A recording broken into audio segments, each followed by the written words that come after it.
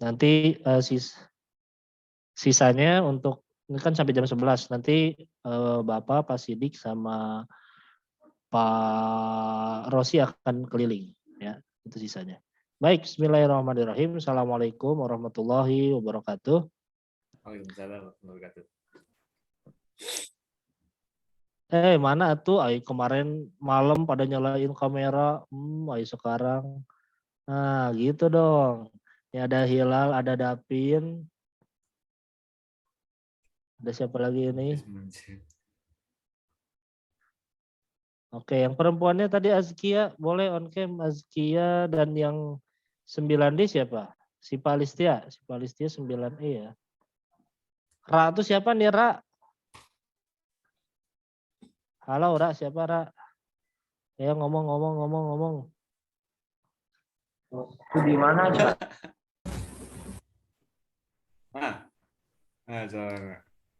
Oke.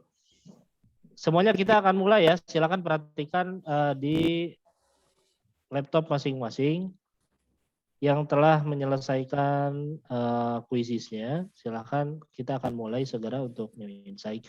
Baik, Bapak kenalkan terlebih dahulu di sini. Ini pengajar biologi yang nanti akan mengajarkan kalian tentang soal-soal tes masuk SMA, soal-soal biologi ya lebih tepatnya.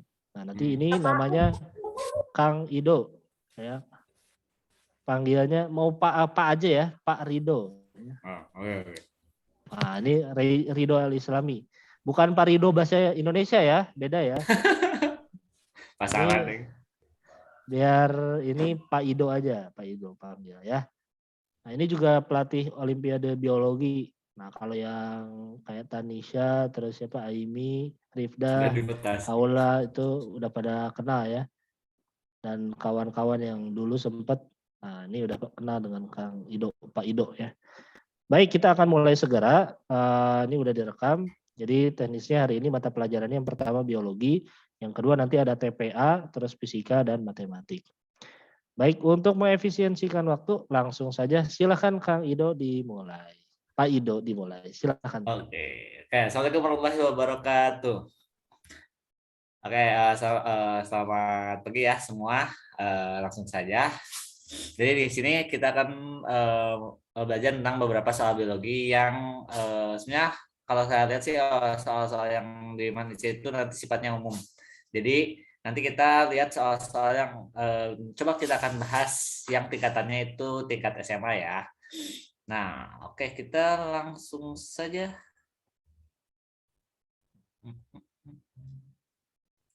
Oke, bisa dilihat? Ada nggak? Ada nggak? Ada kelihatan. Nah, oke. Oke, kita langsung saja ke soal nomor pertama. Di sini ada soal tentang jamur ya. Nah, di sini soalnya itu jamur yang dapat menghasilkan zat antibiotik ditunjukkan oleh gambar. Nah, di sini ada jamur Aspergillus niger, ada Neurospora crassa, ada Rhizopus stolonifer, ada Penicillium notatum, sama Forfalea volvaceae. Nah, kira-kira menurut kalian, pengetahuan umum kalian, jamur mana yang dapat menghasilkan zat antibiotik? Tahu nggak? Ini babnya kalau nggak salah kalau di SMP itu bab bioteknologi. Yang tahu? Di sini kan tentang antibiotik ya. Nah, zat antibiotik. Nah, antibiotik ini nanti merupakan zat untuk penyakit yang disebabkan oleh bakteri ya. Nanti jadi zat mengobati penyakit yang disebabkan oleh bakteri. Nah, ini antibiotik ini dapat diproduksi oleh beberapa jamur. Nah, jamur kira-kira jamur mana yang menghasilkan antibiotik? Ada yang menjawab?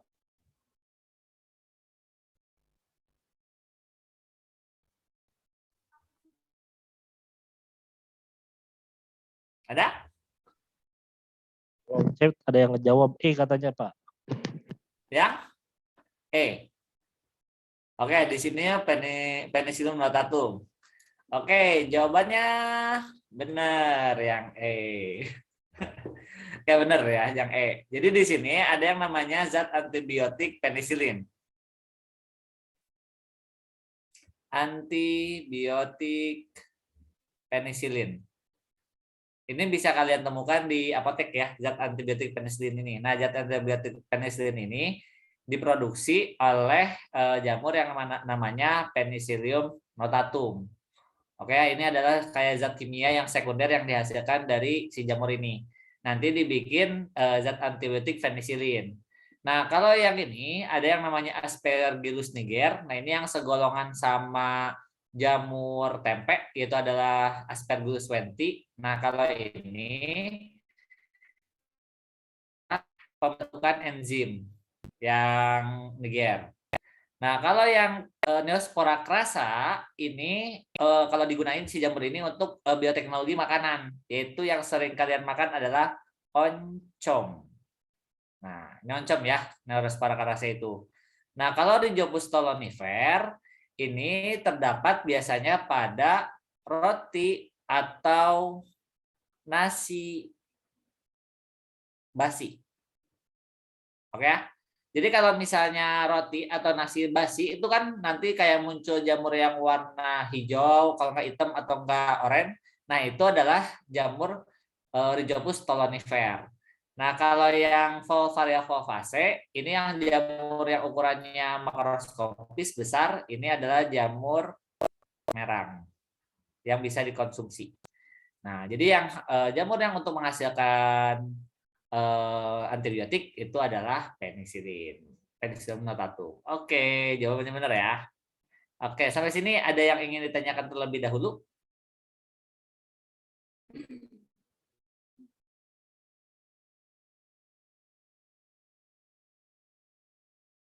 Tidak ada? Oke, kita lanjut ke soal yang nomor 2 ya. Oke, nomor 2. Hewan-hewan di bawah ini dapat dikelompokkan ke dalam kelompok yang sama. Persamaan ciri yang dimiliki hewan tersebut adalah A. Termasuk hewan herbivora, B. Memiliki sistem peredaran darah tertutup, C. Tubuh ditutupi kulit yang mengandung zat tanduk, D. Memiliki kelenjar susu, E. Berkembang biak dengan cara bertelur. Oke, di sini hewannya itu ada katak, kemudian ada buaya, sama rusa. Nah, kira-kira ciri yang mana yang si 3 hewan ini dikelompokkan dalam satu kelompok?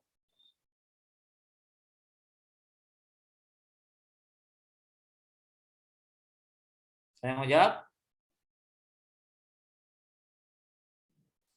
Di kolom chat ada yang ngejawab B katanya Kang. Nggak kelihatannya kolom chatnya. Sini. Oh ya ini ya. Oke, jawabannya B, B, B. Oh iya bisa dilihat. Udah lama nggak pakai Zoom. Oke, B, B, B. Oke, memiliki sistem peredaran darah tertutup. Oke, kalau secara umum dari segi kelas, ini kan katak itu termasuk amfibia. Amfibia. Salah nulis. Sudah. Ini termasuk amfibia. Kalau yang buaya, dia termasuk reptilia. Nah, kalau rusa, dia termasuk mamalia. Oke ya. Jadi ini kelompok kelasnya. Jadi kelas katak itu amfibia, reptilia, sama rusa itu mamalia. Nah, secara umum kelompok kelas ini dibedakan berdasarkan penutup tubuhnya. Jadi kalau katak itu dia kulit yang basah, kalau reptil itu kulit yang ditutupi zat tanduk atau zat pengeras, kemudian kalau rusa itu atau mamalia ditutupi oleh kulit yang berambut. Nah, ini secara umumnya. Nah, dari ketiga ciri ini mereka tuh memiliki ciri yang sama, yaitu memiliki sistem peredaran darah tertutup. Jadi sistem peredaran darah tertutup itu artinya darah mengalir di dalam pembuluh darah ya. Jadi darah itu dia mengalir di dalam pembuluh darah. Jadi misalnya nanti darah dari seluruh tubuh masuk ke jantung, dia lewat pembuluh darah yang namanya vena. Nanti ketika dari jantung ke seluruh tubuh kembali atau ke paru-paru, dia juga melewati pembuluh darah, yaitu arteri. Makanya 3 hewan ini termasuk ke dalam peredaran darah tertutup. Nah, ada juga yang disebut dengan peredaran darah terbuka. Jadi peredaran darah terbuka itu darahnya itu mengalir tidak lewat pembuluh darah. Misalnya kayak belalang. Belalang itu ketika darahnya masuk ke dalam jantung, dia mau ke seluruh tubuh itu tidak lewat pembuluh darah, tapi dia langsung ke jaringan. Makanya dia peredaran darahnya terbuka. Nah, manusia juga memiliki sistem peredaran darah terbuka. Salah satu contohnya itu adalah peredaran darah getah bening yang sel darah putih. Nah, dia karena sifat sel darah putih itu bersifat diapedesis, dapat keluar dari pembuluh darah, maka nah, kalau yang bagian A ini salah ya, karena buaya itu tidak termasuk herbivora karena dia pemakan daging ya, jadi karnivora. Kemudian tubuh ditutupi kulit yang mengandung zat tanduk itu hanya pada reptil. Kemudian memiliki kelenjar susu ini khusus mamalia dan berkembang biak dengan cara bertelur itu hanya pada reptil sama amfibia. Kalau mamalia itu tidak semua. Nanti ada beberapa golongan yang dia tuh bertelur juga. Jadi yang lebih utama dia yang B. Oke. Pengen beda. Oke, jadi yang jawaban yang benar adalah yang B ya. Oke. Sip. Udah jelas ya? Oke, soal berikutnya. Ini nggak bisa di ini. Oke, soal berikutnya. Nomor 3. Bakteri Rhizobium bersimbiosis dengan akar tanaman kacang-kacangan. Ini yang menguntungkan dalam bidang pertanian sebab A. Membunuh hama tanaman, B. Mengamburkan lahan pertanian, C. Menguraikan sampah organik, D. Mengikat nitrogen bebas, E. Mengubah amonia menjadi nitrat. Nah, oke, ada yang tahu jawabannya?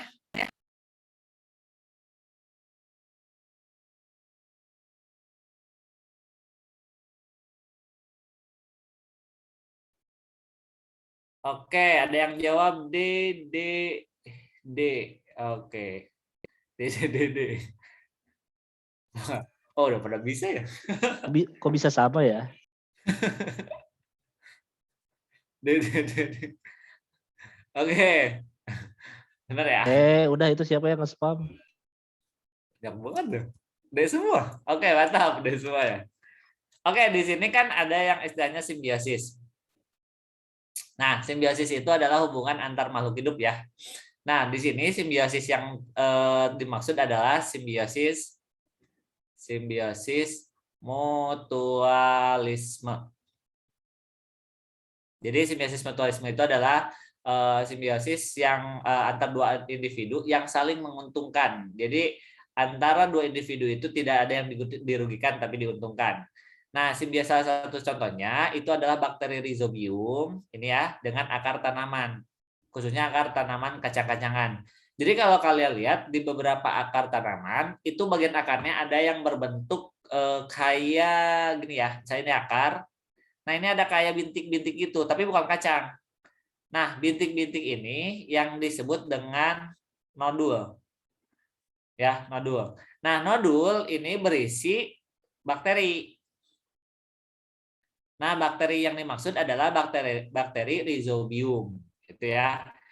Nah, bakteri Rhizobium ini fungsinya adalah dia itu mengikat nitrogen bebas yang ada di alam. Nah, kenapa sih harus ada simbiosis antara Rhizobium sama tumbuhan kacang-kacangan? Jadi secara normal udara kita itu mengandung banyak nitrogen. Nah, nitrogen ini nitrogen bebas ya. Nah, nitrogen bebas ini tidak dapat dikonsumsi langsung oleh tumbuhan, tetapi dia harus diubah dulu menjadi yang namanya amonia, diubah menjadi nitrit, baru diubah jadi nitrat.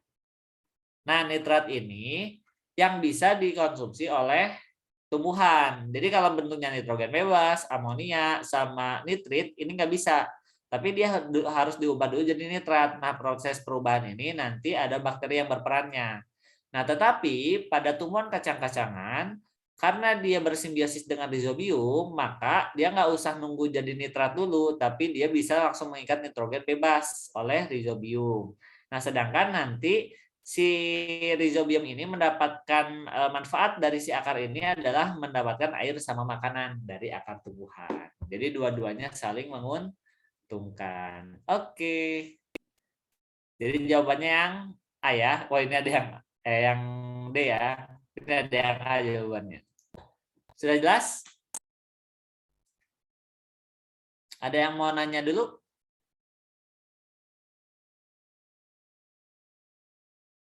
Ada pertanyaan? Kalau ada yang mau nanya di itu ya, di kolom komentar ya.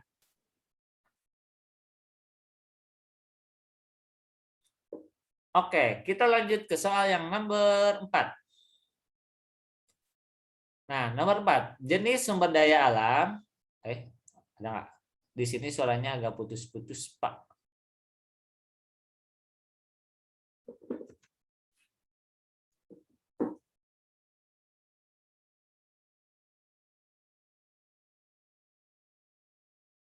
Oke. Nah, yang lain?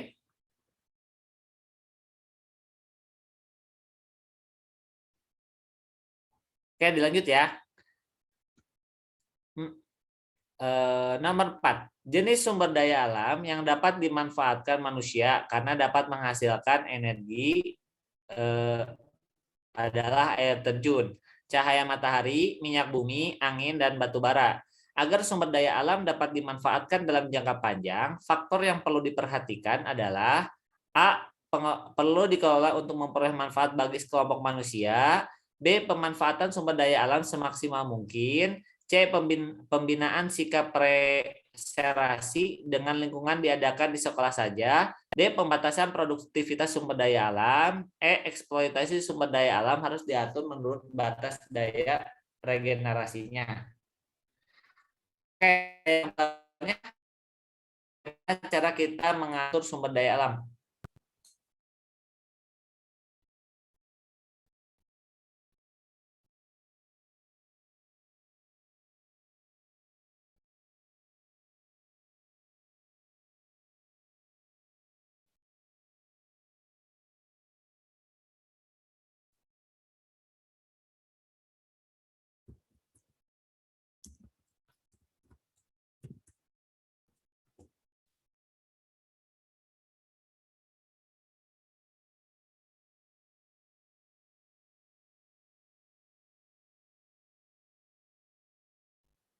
Oke, ntar.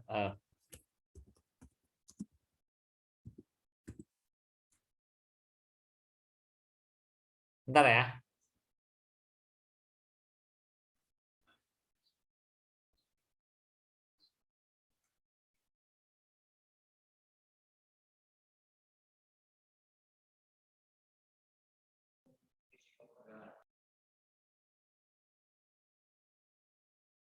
Kenapa Kang Ido, Kang? Jaringan di sini mungkin ya.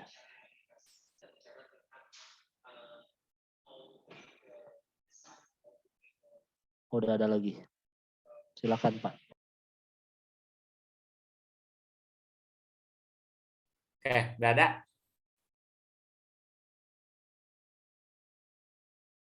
Udah ada suaranya?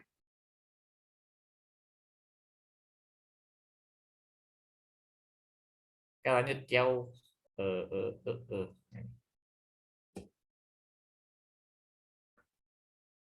Oke, kita lanjut lagi. Oke, yang tadi yang soal nomor 4. Jadi jenis sumber daya alam yang dapat dimanfaatkan manusia karena dapat menghasilkan energi dan adalah air terjun, cahaya matahari, minyak bumi, angin, dan batu bara. Agar sumber daya alam dapat dimanfaatkan dalam jangka panjang, faktor yang perlu diperhatikan adalah A. Perlu dikelola untuk memperoleh manfaat bagi sekelompok manusia. B. Pemanfaatan sumber daya alam semaksimal mungkin. C. Pembinaan sikap serasi dengan lingkungan diadakan di sekolah saja. D. Pembatasan produktivitas sumber daya alam. E. Eksploitasi sumber daya alam harus diatur menurut batas dan daya regenerasinya. Ada yang bisa jawab? Yang soal nomor 4?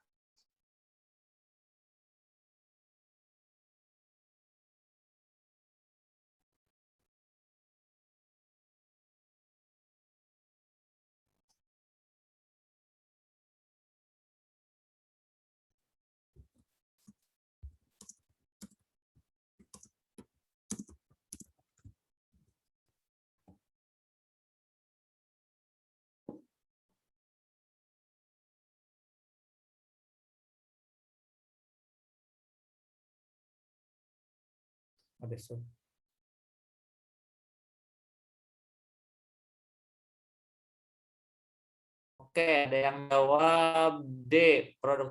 Pembatasan sumber daya alam.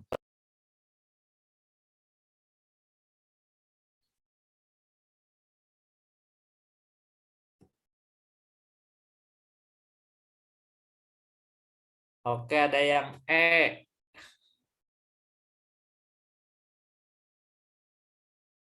Ada lagi?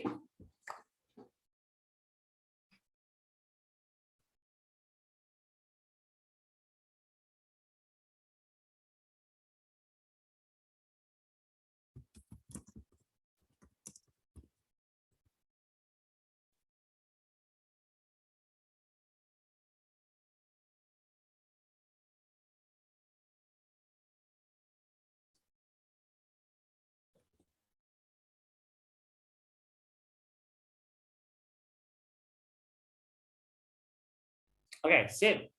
Oke, kita langsung bahas aja ya. Nah, kan di sini ada yang namanya sumber daya ya. Jadi sumber daya itu sesuatu yang dapat dimanfaatkan. Nah, sumber daya ini biasanya sifatnya itu dia terbatas. Sumber daya alam ini sifatnya terbatas. Karena sifatnya terbatas, maka kita harus bisa memanfaatkan sumber daya sebaik mungkin. Nah, di sini kan agar sumber daya dapat dimanfaatkan dalam jangka panjang, faktor yang perlu diperhatikan adalah, oke, di sini yang bagian A ya, perlu dikelola untuk memperoleh manfaat bagi sekelompok manusia. Nah, ini ya. Nah, bagian bagi sekelompok manusia ini kurang tepat. Berarti artinya sumber daya itu hanya difokuskan pada orang-orang tertentu atau manusia-manusia tertentu. Berarti itu tidak bagus ya. Karena kalau di Indonesia itu sumber daya itu dimanfaatkan sebesar-besarnya untuk masyarakat Indonesia, tapi bukan bagi sekelompok manusia. Kemudian pemanfaatan sumber daya alam semaksimal mungkin, ini juga kurang tepat. Kenapa? Karena kalau misalnya dimanfaatkan sampai maksimal sampai habis, maka sumber daya alam ini akan habis lama-kelamaan. Makanya ini kurang tepat kalau misalnya tujuannya untuk jangka panjang. Kemudian pembinaan sikap serasi di lingkungan diadakan di sekolah saja. Ini juga kurang tepat. Karena kalau di sekolah saja berarti yang tahu tentang pengelolaan sumber daya alam itu hanya sekolah sama warga yang ada di sekolah, tapi masyarakat tidak tahu. Makanya ini tidak umum ya. Kemudian pembatasan produktivitas sumber daya alam. Ini juga kurang tepat. Karena kalau dilakukan pembatasan, tidak adanya kayak pengolahan kembali atau pengadaan kembali itu nanti malah berhenti, bukan dari jangka panjang. Jadi yang benar itu adalah yang eksploitasi sumber daya alam harus diatur menurut batas dan daya regenerasinya. Jadi daya regenerasi itu daya perbaikan. Nah, salah satu contohnya misalnya kayak pembuatan kertas yang ada di Indonesia. Nah, kalau kalian tahu di kertas yang diproduksi yang kita pakai setiap harinya itu ada hutan yang khusus untuk memproduksi kertas. Jadi misalnya di hutan ini dibagi beberapa wilayah, misalnya ada 4 wilayah. Nah, wilayah yang pertama misalnya ini untuk 1 tahun, tahun yang pertama, ini tahun kedua, tahun ketiga, sama tahun keempat, gini ya, tahun keempat. Nah, jadi nanti pas misalnya tahun 2021 hutan ini yang nanti dibabat habis untuk pembuatan kertas. Nah, kemudian nanti tahun 2022 ini yang nanti bakal dibabat habis. Nah, yang hutan pertama ini bakal dilakukan reboisasi. Jadi ditanam kembali hutannya. Kemudian nanti tahun 2023 ini yang dibabat habis, ini direboisasi juga. Jadi nanti ketika sampai ke 4 dan seterusnya, nanti balik lagi ke hutan yang pertama. Makanya di sini si hutan ini dapat dimanfaatkan terus-menerus dan tergantung dari daya regenerasinya. Jadi kalau kayak gini pemanfaatannya tidak akan merusak lingkungan, gitu ya. Jadi jawaban yang paling tepat adalah yang E. Eksploitasi sumber daya alam harus diatur menurut batas daya regenerasinya. Oke, yang nomor 5. Perhatikan gambar tumbuhan berikut. Tumbuhan yang termasuk ke dalam divisio yang sama dengan tumbuhan pada gambar adalah A. Sphagnum fibriatum atau lumut daun, B. Marsanthia polymorpha lumut hati, C. Ficus revoluta pakis haji, D. Oryza sativa padi, E. Ajola pinnata paku air. Oke, ada yang tahu jawabannya? Ini tumbuhan apa?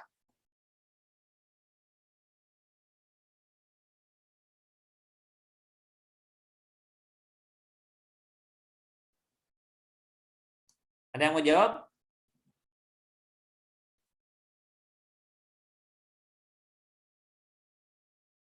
Jadi kelompok mana yang termasuk tumbuhan ini? Ini yang suka kalian lihat di kayak di jalan-jalan gitu. Kira-kira dia termasuk tumbuhan apa? Kalau dari kelompok tumbuhan. Kayak Bapak kasih clue, tumbuhan itu dibagi menjadi 3. Ada yang namanya brio. Ya. Oke, ada yang namanya bryophyta, tumbuhan itu. Ada yang namanya pteridophyta, ada yang namanya spermatophyta. Nah, jadi ada 3 jenis tumbuhan ya. Ada yang namanya bryophyta, itu nama lainnya adalah lumut. Ada yang namanya pteridophyta, ada yang nama lainnya paku, ada yang namanya spermatophyta. Ini tumbuhan berbiji. Nah, kira-kira tumbuhan ini termasuk ke golongan mana? Lumut, paku, atau tumbuhan berbiji?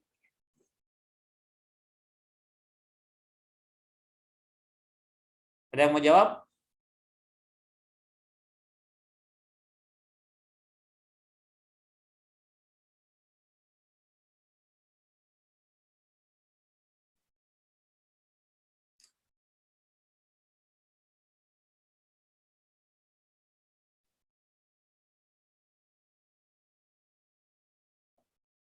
Kakak, Bapak kasih bocoran, ini nama tumbuhannya adalah, kalau daerahnya itu suplir. Nah, suplir ini termasuk mana? Paku, lumut, paku, atau tumbuhan berbiji?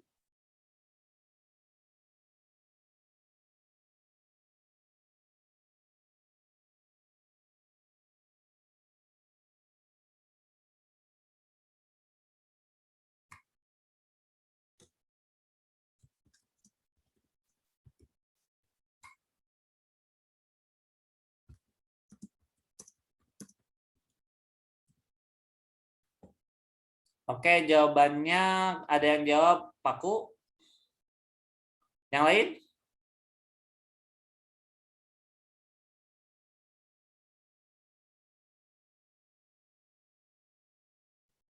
Ini Azkia ya yang jawab ya. Yang lain nggak ada yang jawab? B. Marsanthia polymorpha katanya. Oke.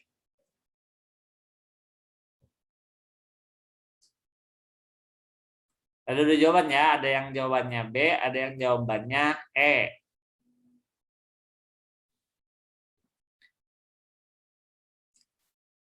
Oke, kita lihat ya di sini dari strukturnya ya. Kalau kalian lihat, ini kan strukturnya itu ada daun. Ini daun ya. Ada daun. Kemudian di sini kayak ada akar kecil. Ini akar. Kemudian di sini ada batang. Batangnya kecil. Nah, kalau kita lihat dari strukturnya, ada batang, ada akar, ada daun, memang ini termasuk ke dalam jenis tumbuhan.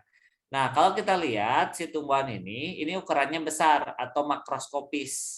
Ukurannya dapat dilihat dan terlihat jelas, berarti golongan ini bukan termasuk tumbuhan lumut. Oke ya. Jadi yang termasuk tumbuhan lumut itu bukan ini. Karena dia tumbuhannya kegolong tumbuhan besar.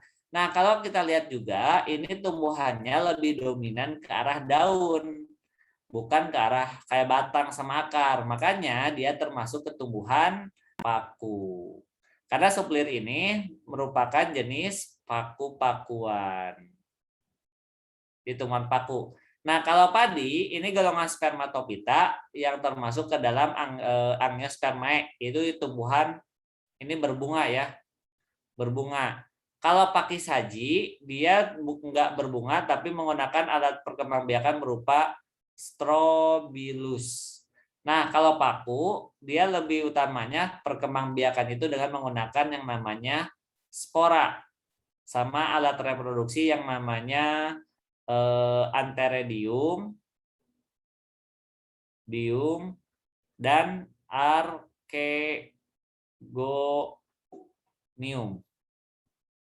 Jadi itu alat perkembangbiakannya. Jadi kalau kayak paku itu menggunakan spora secara seksualnya, nanti seksualnya menggunakan antheridium sama archegonium. Antheridium itu nanti menghasilkan gamet jantan, archegonium menghasilkan gamet betina. Nah, sama kayak tumbuhan lumut. Tumbuhan lumut juga pakai spora sama antheridium sama archegonium. Nah, gitu ya. Jadi karena dia suplir itu paku-pakuan, makanya yang termasuk divisi yang sama itu berarti yang ini Pteridophyta, yaitu golongan paku Agelapinata. Oke. Kita lanjut ke soal yang nomor 6. Oh ya, kalau ada pertanyaan langsung tanyakan aja ya di bagian chat. Nanti Bapak langsung jawab. Oke, kita lanjut ke soal yang nomor 6. Di sini ada sekelompok siswa yang mengamati cumi-cumi, ada kerang, ada bekicot. Hewan tersebut mempunyai persamaan yaitu tubuhnya lunak. Sehingga hewan tersebut dimasukkan ke dalam kelompok A. Molluska, B. Cephalopoda, C. Gastropoda, D. Bivalvia, E. Pelecypoda. Oke, di sini ada persamaan utamanya ya. Ada yang jawab A, Molluska. Nah, Bapak kasih tahu, ini ciri utamanya di sini. Nih, tubuh bertubuh lunak. Ini kata kuncinya, tubuhnya lunak. Atau biasanya ciri yang berikutnya itu kelompok ini tuh berjalan dengan perutnya. Dengan perutnya. Nah, ini ciri utamanya. Kelompok bertubuh lunak ini.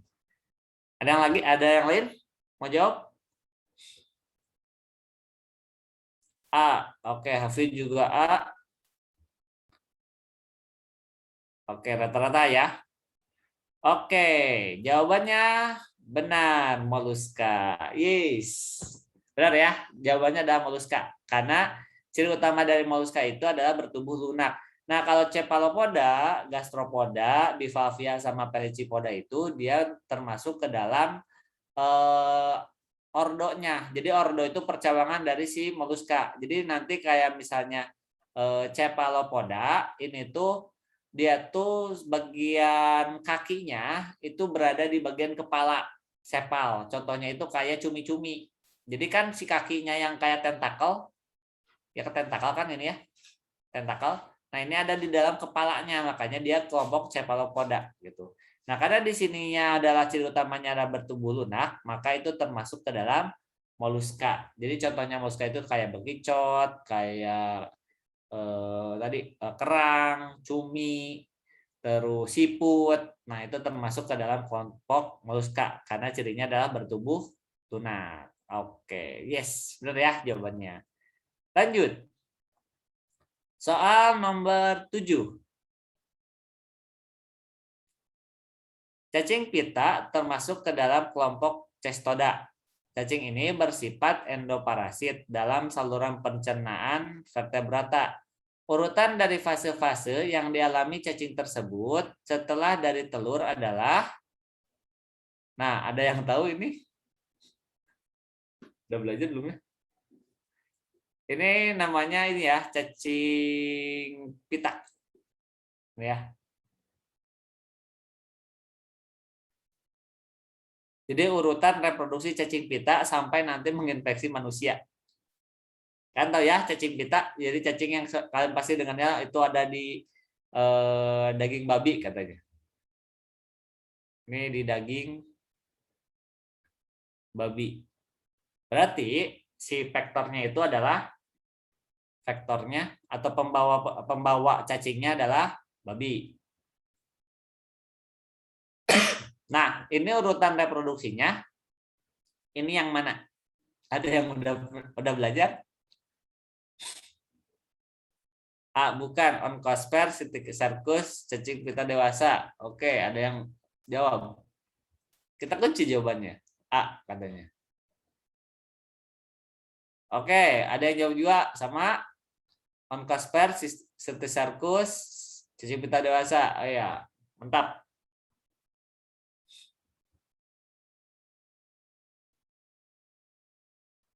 Oke, jawabannya sama ya. Semua. Oke, jawabannya yang benar adalah yang A. Oke, benar jawabannya. Jadi Onkosper, Circus sama cacing pita dewasa. Nah, jadi si cacing pita ini dia nanti keluar tubuh manusia itu lewat itu ya, lewat feses, nanti telur kan. Nah, telur ketika dia nanti keluar menuju daun, dia berubah atau pecah namanya onkosfer. Ini kalau misalnya dia nanti pecah atau misalnya ya pecah telurnya kemudian nempel di daun namanya onkosfer. Nah, daun ini atau nanti yang terinfeksi dari si cacing ini nanti dimakan oleh babi. Nanti masuk ke dalam saluran pencernaannya sampai ke bagian usus halusnya. Nah, di usus halus dia berubah nanti menjadi yang namanya Cercus. Ini di dalam babi. Nah, nanti daging babi ini dikonsumsi oleh manusia. Ya, dikonsumsi oleh manusia, masuk ke bagian usus halus, kemudian usus halus, kemudian nanti berubah menjadi cacing pita dewasa. Nah, nanti di bagian usus ini nanti dia akan kayak parasit ke dalam usus untuk mengambil nutrisi-nutrisi yang manusia makan gitu. Nah, jadi urutannya itu telur, onkosper, Cercus, cacing pita dewasa. Nah, ini adalah siklus hidup dari cacing pita. Nah, ini ada di daging babi, kemudian faktornya yaitu adalah babi itu sendiri. Gitu. Oke, benar jawabannya. A. Bentar. Oke, nomor 8. Perluasan lahan, perkebunan kelapa sawit, dan karet dengan menambangi pohon-pohon di hutan tropis dapat mempengaruhi keseimbangan alam karena hutan hujan tropis memiliki A. Sumber daya alam yang lebih mahal, B. Lebih banyak oksigen dibandingkan lahan perkebunan, C. Cadangan air yang lebih banyak, D. Keanekaragaman hayati yang lebih tinggi, E. Kemungkinan penyerapan karbon dioksida lebih tinggi. Oke, nomor 8 ada yang mau coba jawab? Kalau misalnya perluasan lahan kelapa sawit dan karet dengan menambangi pohon-pohon di hutan tropis dapat mempengaruhi keseimbangan apa?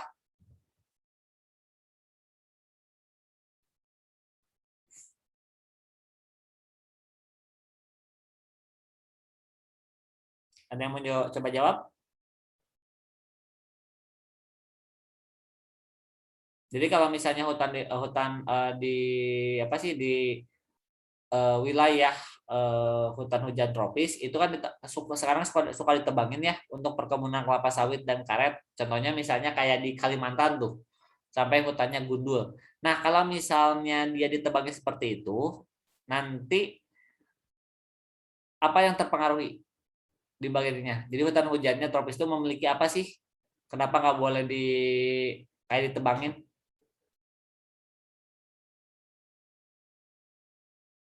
Jawabannya C, cadangan air yang lebih banyak. Oke, ada yang udah jawab? Ada lagi?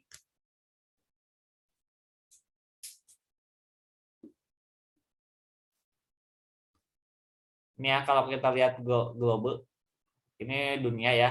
Nah di sini, ini kan ada garis khatulistiwa ya. Nah garis khatulistiwa itu daerah sini sama yang bawah, yang ini termasuk ke dalam kebanyakannya dia masuknya tropis kan. Ini masuknya tropis. Nah salah satu yang melewati garis khatulistiwa seperti Indonesia. Indonesia memiliki yang namanya bioma itu hutan hujan tropis. Oke ya. Jadi hutan hujan tropis karena dia di wilayah garis khatulistiwa. Nah, garis khatulistiwa itu yang memisahkan dunia di tengah-tengahnya. Nah, apa sih dampaknya? Jadi kita tuh mengalami pencahayaannya itu sampai 12 jam. Ya, 12 jam tuh lama. Beda kalau misalnya di bagian kutub sama kutub. Ini kena pencahayaannya itu bisa lama, bisa jadi 3 bulan sekali atau sebulan sekali kena cahaya matahari. Nah, kalau di bagian hutan hujan tropis, karena di sini banyaknya cahaya dan curah hujan yang sangat besar, makanya di wilayah Indonesia itu memiliki keanekaragaman hayati yang tinggi. Jadi misalnya kayak macam-macam pohonnya beda-beda jenis, hewannya beda jenis, karena kita berada di wilayah hutan hujan tropis. Makanya jawaban yang tepat adalah keanekaragaman hayati yang lebih tinggi. Itu di hutan hujan tropis. Jadi misalnya kayak jenis laba-laba aja kan ada banyak laba-laba kan kalau di Indonesia. Bahkan jenis mangga ada mangga golek, ada mangga kaweni, ada mangga cengkir. Nah, itu macam-macam itu. Kenapa bisa banyak? Keanekaragaman seperti itu karena wilayah Indonesia termasuk hutan hujan tropis. Kalau nggak salah Indonesia itu termasuk negara kedua yang keanekaragaman hayatinya tinggi. Ini yang kedua Indonesia tuh. Kedua ya. Nah, yang pertama itu di wilayah hutan Amazon. Itu keanekaragaman pertama yang paling tinggi. Itu sama-sama wilayah tropis. Jadi jawabannya adalah yang D, yang tepat ya. Oke, lanjut yang nomor 9.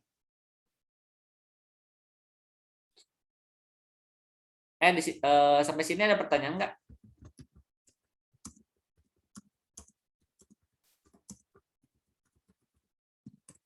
Terlalu semangat.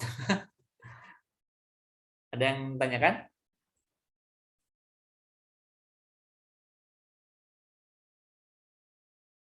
Atau masih kurang paham? Ini ada 32 ya. Oke, ayo yang lain mana nih? Sampai sini ada 32 bertanya orang. enggak? Lumayan. 32 orang dari 100 berapa? 111. Oh. Ada yang nyatu kali? Ya, beberapa ada yang digabung. Ada yang mau tanyain dulu nggak? Visi saya terlalu ngebut. Sejauh ini masih aman sinyal di sini, Kang? Oh, oke. Masih aman. Silakan anak-anak ada yang udah Saya terlalu tanyakan. ngebut kan ngejelasinnya? Bisa ngebutin. Kebawakan gue aja yang ngebut ya. Insya Allah tidak. Oke. Nggak ada pertanyaan ya. Masih aman ya. Oke. Lanjut soal yang nomor 9. Oke, di sini ada soal tentang eceng gondok ya. Jadi eceng gondok merupakan tanaman air yang berperan sebagai produsen pada ekosistem air tawar. Nah, pada kondisi tertentu, pertumbuhan tanaman ini menjadi sangat pesat karena adanya limbah dari pupuk tanaman yang terbawa aliran air ke sungai, sehingga dapat menyebabkan A. Tanaman air yang lain dapat tumbuh dengan pesat pula. B. Menumpuknya logam-logam berat di daerah dasar sungai. C. Berkurangnya oksigen di bawah permukaan air.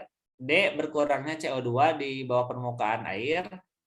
Yang E-nya di sini proses pembusukan berjalan sangat lambat karena tidak ada CO2. Oke, ada yang tahu jawabannya?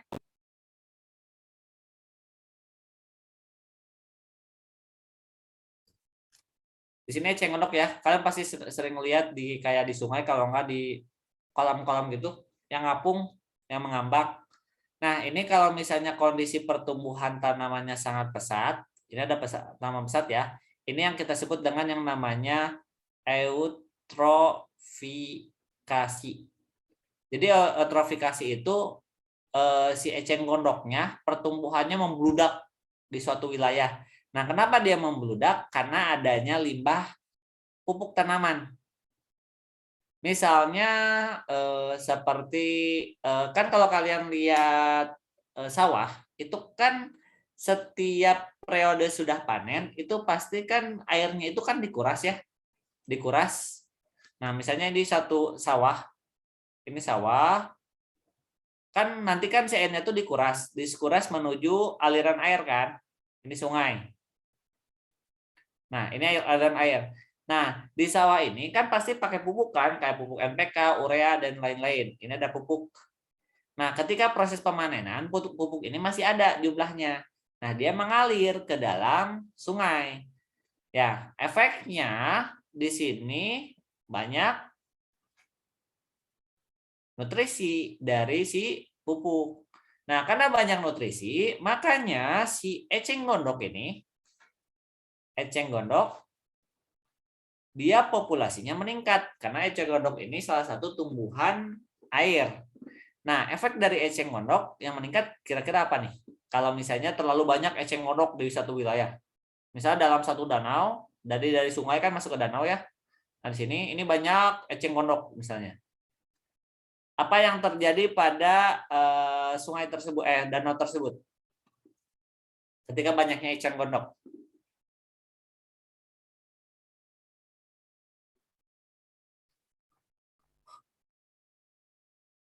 Dan kayaknya ini ya proses pembusukan berjalan sangat lambat karena tidak ada CO2.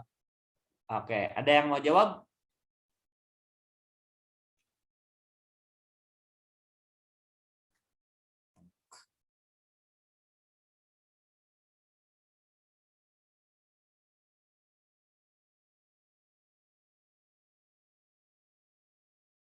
Nggak ada?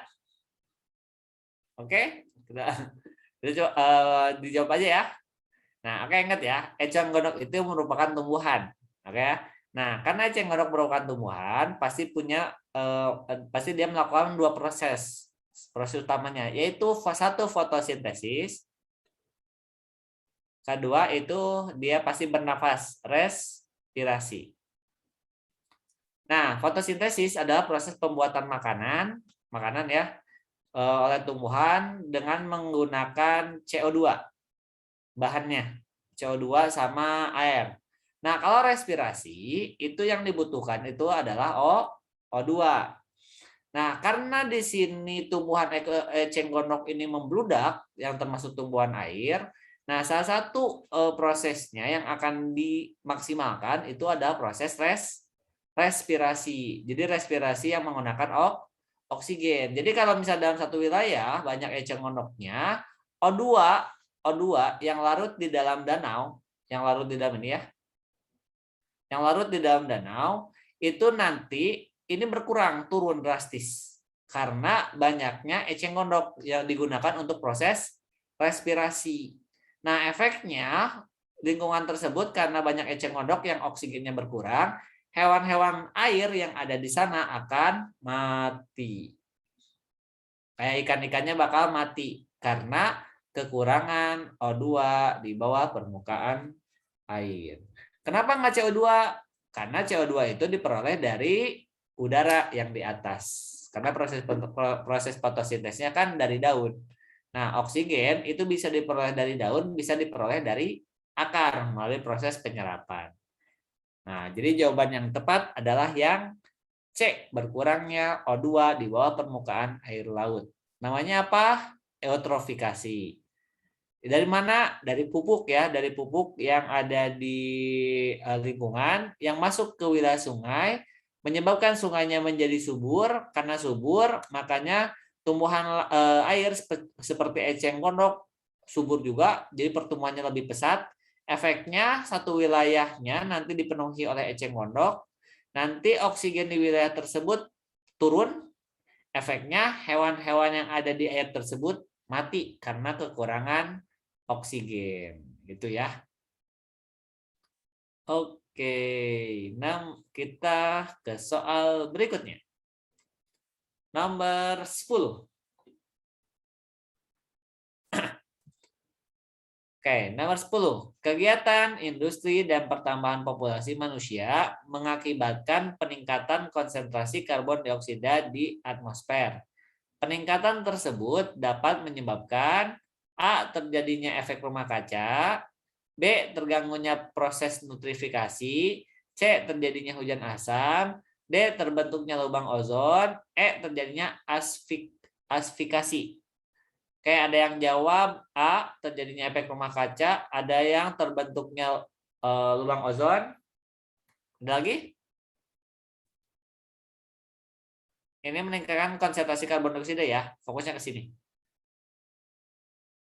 Ayo, terbentuknya lubang ozon atau efek rumah kaca?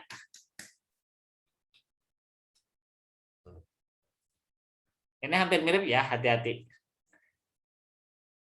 Jadi hampir mirip antara terjadinya efek rumah kaca sama terbentuknya lubang ozon.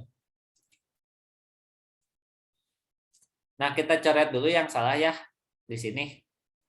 Ini yang salah proses nutrifikasi. Nutrifikasi itu nutrisi. Ini bukan terjadinya asfiksi. Asfiksi itu tidak adanya pengikatan. Nah, yang salah juga ini terjadinya hujan asam. Karena hujan asam itu bukan disebabkan karena peningkatan karbon dioksida, tapi ini karena adanya yang namanya asam sulfida. Jadi bukan karena CO2. Nah, sekarang pilihannya di antara terjadinya efek rumah kaca atau lubang ozon. Nah, ini pasti kalian sudah belajar yang namanya, ada kan istilahnya yang namanya global warming kan? Atau kita sebut dengan pemanasan global. Nah, pemanasan global itu jadi di wilayah bumi itu panas. Jadi misalnya ini bumi ya, ini bumi. Ini lapisan pelindung bumi yang kita sebut dengan ozon. Ozon itu kimianya itu adalah O3. Nah, O3 ini dibentuk dari O2 yang ada di wilayah.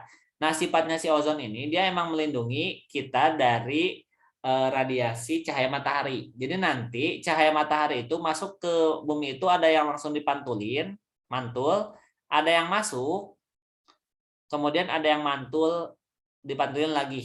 Nah, ini kalau efek normalnya.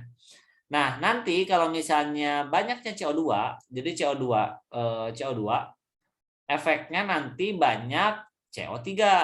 Nah, CO3 ini nanti akan menggantikan ozon. Nah, sifatnya CO3 ini kayak kaca. Jadi kaca itu ketika nanti ada cahaya matahari, ini hapus ya.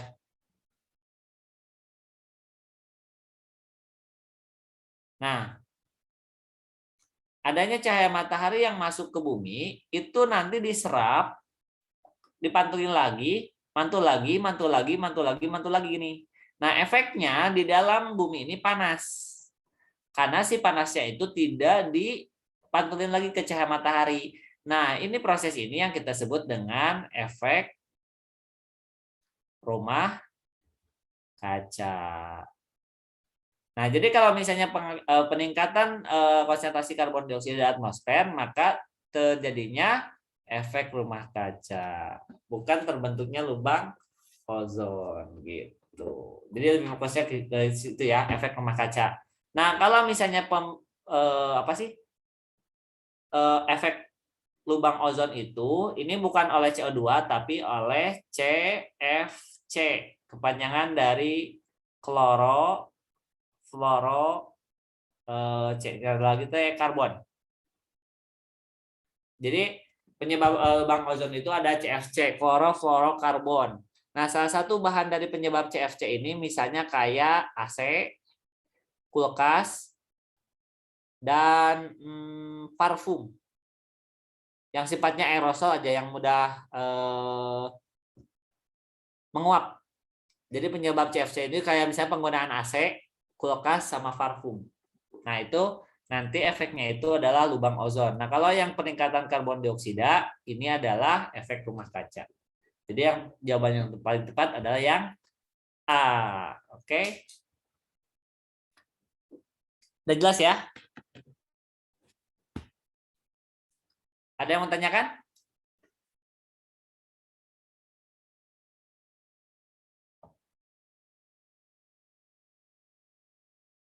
Oke, anak-anak silahkan kalau ada yang mau ditanyakan. Nih Kang Ido jauh-jauh dari Banten nih.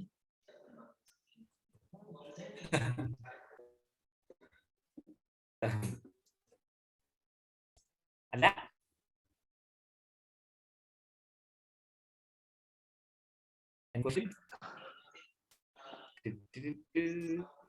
Biologi belum ngitung nih. Masih ini inget-inget ya Hitungnya kejadian di bawah. peristiwa Ntar ada nih yang di tuh. bawah nih.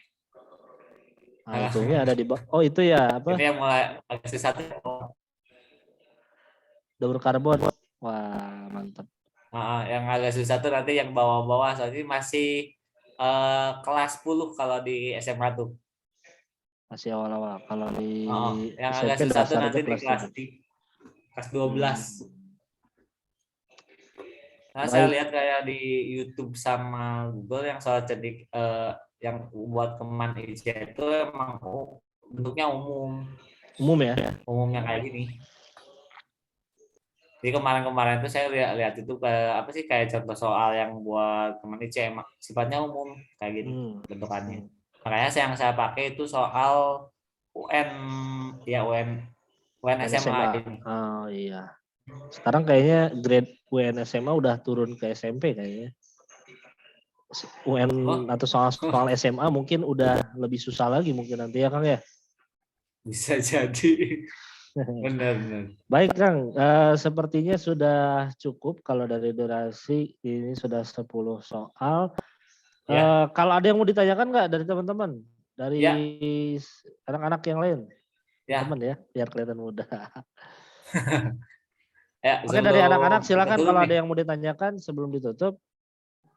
Atau boleh Kang kasih saran Pak. Pak Kang akhirnya. Kasih saran nih untuk belajar biologi yang bisa cepat. Sebenarnya kalau cepat masuk proses ya.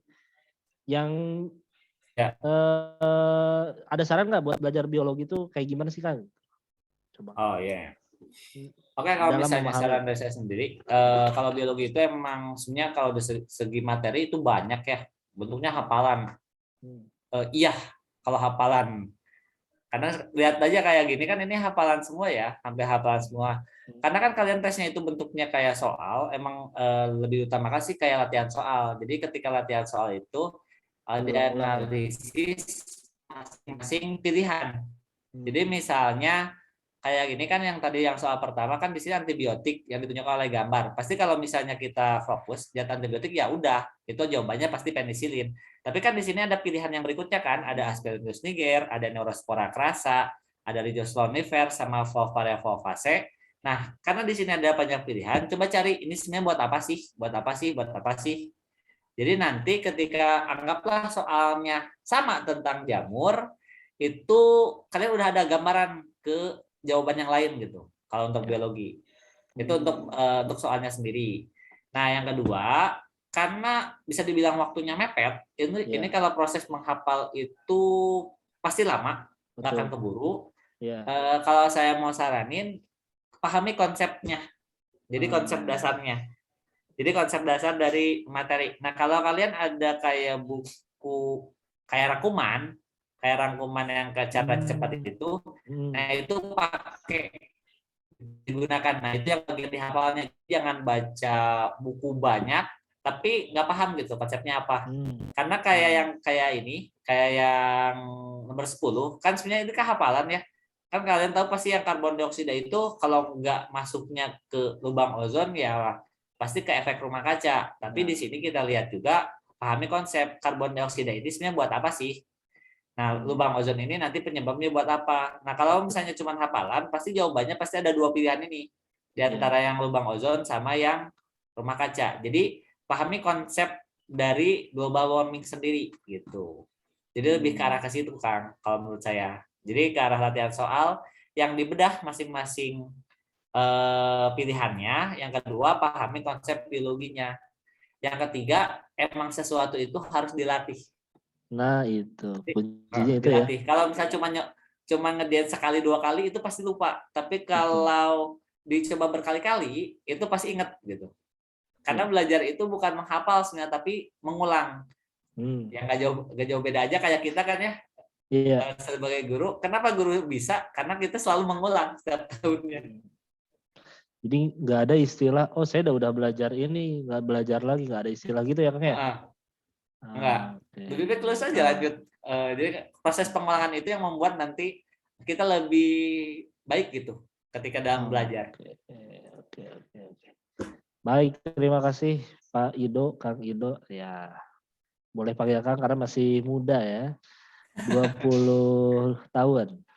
Waduh. Boleh nanti di-share ya.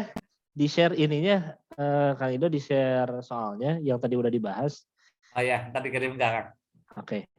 Kalau ada yang mau ditanyain nggak anak-anak? Jadi tadi ya pesannya dalam belajar biologi nih ya, terutama ya. Nanti kita akan belajar lagi, akan ketemu lagi dengan Kang Ido untuk belajar biologi tadi. Ini kita ada sangkut pautnya dengan pelatihan semalam tuh, dengan metode nulis, bikin rangkuman yang gunakan warna-warna tuh ya. Apalagi di biologi itu ya. Oh ya, Nah, buat sama visual tuh. itu ya. Ya, buat visual apalagi. Kalau yang buat auditori berarti sering-sering dengar gitu, rekamannya nanti ini juga rekamannya kan ada nih ya, nanti kita akan share. Baik, kalau tidak ada yang ditanyakan, serius ini nggak akan nih, ini jauh dari Banten nih, bawahnya jauh nih. Ya. Belum bisa ke Cianjur lagi. Belum bisa ke Cianjur lagi itu ya. Kalau di Cianjur bisa langsung. Oh ada nih, insya Allah tidak ada. Oke, kalau tidak ada, kirain ada pertanyaan. Baik, kalau tidak ada, saya ucapkan terima kasih Kang Ido atas ilmunya. Nanti kita bertemu di sesi selanjutnya. Kita akan lanjutkan ke mata pelajaran selanjutnya. Terima kasih Kang Ido. Boleh live atau boleh pamitan dulu ke anak-anak, silakan. Oke, terima kasih ya untuk hari ini, untuk pembelajaran bagi hari ini. Semoga ilmu yang kita peroleh hari ini bermanfaat. Dan semangat terus, jangan menyerah teman Ice. Salah satunya. Targetnya yang serpong ya Kang ya? Salah satunya Teman Ice. Kalau sekarang banyak lebih bercabang kan.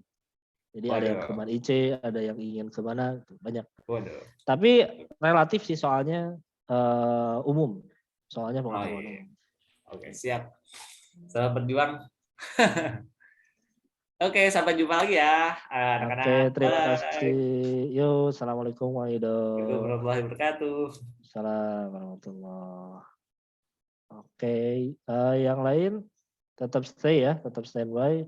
Jangan dulu keluar, masih lanjut. Ini mesti keluar. Jangan dulu, santai. Mana sih? 28 orang. Oke, ini kayaknya ada yang nggak beresnya. Ada istirahat nggak? Ada, tunggu dulu. Nanti istirahatnya jam 11.30.